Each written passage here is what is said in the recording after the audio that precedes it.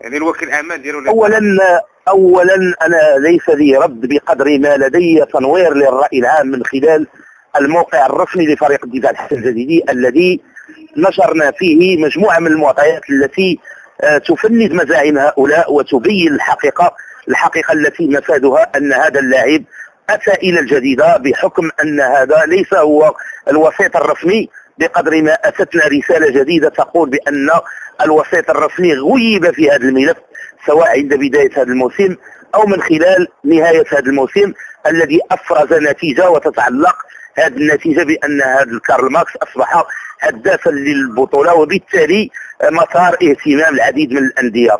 نحن وقعنا عقد لمده 3 سنوات مع هذا اللاعب. نعم.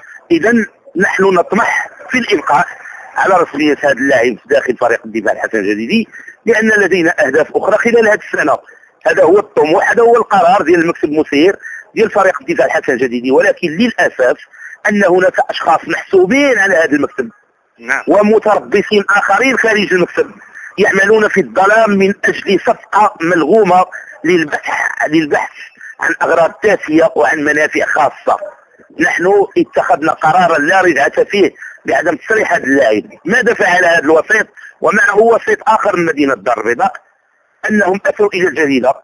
نعم. وعندما وجدوا ان هناك قرار مدون في محضر رسمي يقر فيه اعضاء المكتب المسير للدفاع بعدم التفاوض مع اي فريق وعدم النزول الى طاوله اللجوء الى تصريح هذا اللاعب، ماذا فعلوا؟ ناوروا مع احد الاطراف المحسوبه على سوق السماسره وروجوا لاشاعات مفادها ان الرئيس وعضو اخر اجتمعوا بوفد اسرائيلي في مازاغون.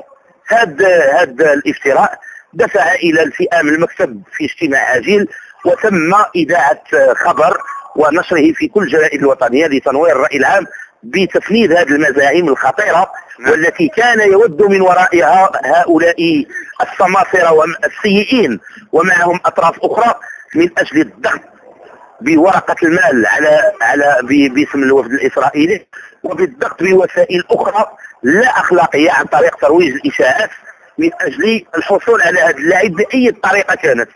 الذي وقع داخل مقر النادي الاخ الكريم هو ان هؤلاء عندما عجزوا وسط الاشاعه واصدرنا البلاغ الرسمي الاول في اليوم الموالي وهم يعرفون بان الناطق الرسمي عبد ربيه هو الذي نور الراي العام من خلال معطيات ثبتها اعضاء المكتب المسير للدفاع الحسن الجديدي في محضر رسمي، جاءوا برده فعل انتقاميه. ماذا فعلوا؟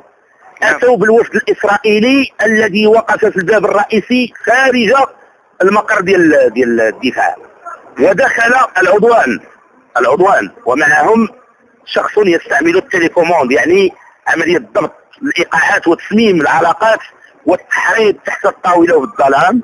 دخل الاثنان الى المكتب ووجدوا الرئيس وعبد ربيه وعضو اخر ثم شرعوا بطريقه استفزازيه في القول اننا اتينا لناخذ اللاعب واللاعب لن يدخل الى المغرب.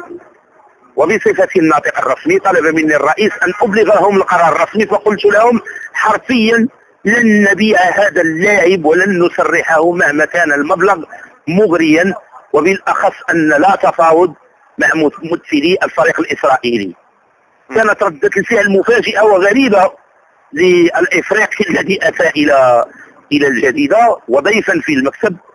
قال لنا كلاما نابيا وتحدث على اننا بطريقة لا يمكنني ان اوصفها رغم انها دونت في محاضر رسمية لدى النيابة العامة وفي الشرطة القضائية، لان هذا الكلام خطير وخطير جدا. اهاننا على اننا لن نحصل ولو على فتات ما تبقى في قيمة المالية التي تعاقد بها اللاعب معنا، واقسم ان لا يدخل اللاعب الى المغرب ان رفضنا العرض المغري. فهددنا بالقتل، هددنا بصحيح العبارة وامام شهود، وخلع معطفه وهددنا بالقتل لان طارت طائرته، لانه اعتقد ان في المغرب فريقا اسمه الدفاع الحسن الجديدي قد تغريه المبلغ المغري الذي قدمه الاسرائيليون. فنحن لا نفضل المال على الاخلاق ولا نذهب الى خارج الاطار ديال الاتفاقات، ولا يمكن للحوار ان يكون بهذا الشكل والابتزاز بان يكون بهذه الطريقه. يعني كان تهديد بالقتل السي فؤاد. تهديد مباشر بالقتل وبترديد عبارة التهديد لأكثر من 15 مرة. ثم كذلك خلع معطفه وهدد بعضلاته وقال بأنه ينتمي إلى عصابة مافيوزية في العالم وقادرون على أن يقتلنا أنا والرئيس. نعم. هذا كلام خطير. وقال بأننا لن نقتاس ولو فتات ما تبقى في العقد لأن اللاعب سيهرب ولن يعود إلى المغرب. المسألة مطروحة، مسألة أموال ومسألة أخلاق. نحن تشبث باللاعب بالمبدأ الحفاظ على قرار الجماهير الجديدية والحفاظ على مصلحة الفريق، لأن المدرب المخلق الميلاني قبل أن يسافر في إجازته إلى إسبانيا طلب من المكتب بصفة رسمية أن يتشبث بهذا اللاعب ولا مزال التفاوض من أجل تصريحه. إذا ماذا نفعل؟ هداف بطولة. نعم. نحن الجديدة عاشت عقما لمدة أكثر من 15 سنة بدون هداف. لما أتانا هداف احتضناه وهو لا يساوي أي قيمة، وعندما رفعنا قيمته في السوق نتعرض لهذه الابتزازات وهذه التهديدات. هذه أشياء خطيرة في سوق الكرة المليء بالفساد. بل أكثر من ذلك أن وراء هذين الشخصين أشخاص محسوبين على السير يحركون أقلاما مسخرة ويحركون جيوشا احتياطية من أجل الضغط في اتجاه ترويج الإشاعات وفي اتجاه الضغط بورقة المال وبورقة الشارع خارج إطار الشرعية والقانون وخارج إطار الأخلاقيات من أجل تصريح لاعب هداف من قيمة كارل ماركس. يعني اللاعب الجديد ما غيغادرش فريق الدفاع الحسن الجديد رغم الإغراءات المالية.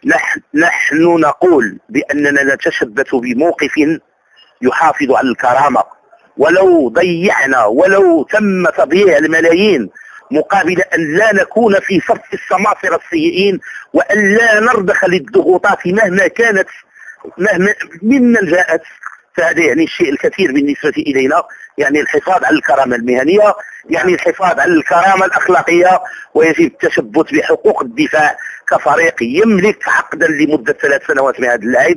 هم هددنا وساومنا بالقول سيتم توقيفه من طرف الفيفا لمدة 6 أشهر وسنقوم بإعطائكم ما سيحكم لكم في إطار عقد وستتسلمون الفتات.